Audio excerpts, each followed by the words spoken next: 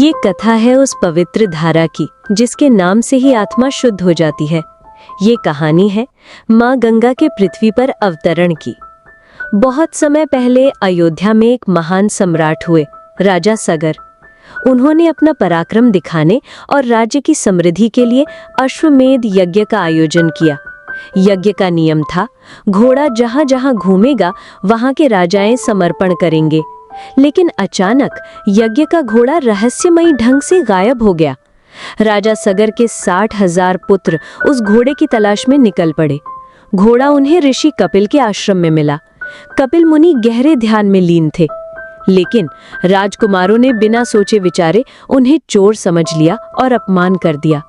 उस अपमान से क्रोधित होकर ऋषि ने अपनी आंखें खोली और उनके तेज से 60,000 पुत्र भस्म हो गए।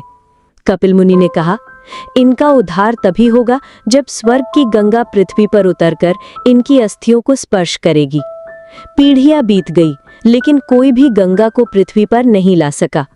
फिर जन्म हुआ राजा भगीरथ का।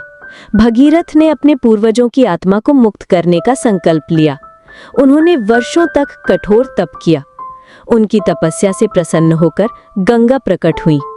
गंगा ने कहा, हे राजकुमार, मैं पृथ्वी पर उतरूंगी अवश्य, पर मेरा प्रवाह इतना प्रचंड है कि पृथ्वी फट जाएगी।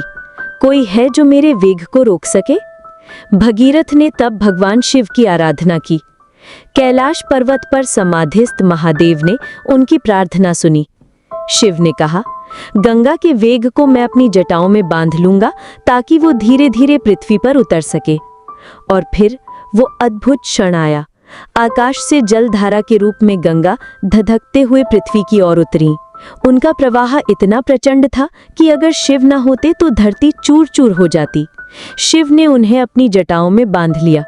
फिर उन्होंने धीरे धीरे एक पतली धारा में गंगा को छोड़ा। गंगा लहराती हुई भगीरथ के पीछे पीछे पृथ्वी पर बहने लगी। भगीरथ आगे आगे मार्ग दिखा रही थे और गंगा उनके पीछे पीछे बहती जा रही थी। पहाड़ों से घाटियों तक, मैदानों से नदियों तक गंगा का प्रवाह फैलता गया।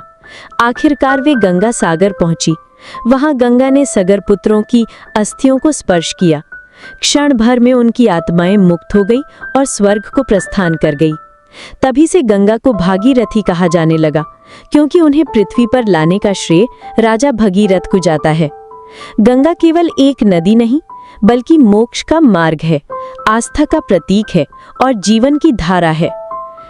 जब तक गंगा बहती रहेगी, तब तक भारत की आत्मा अमर रहेगी। जय गंगे माता।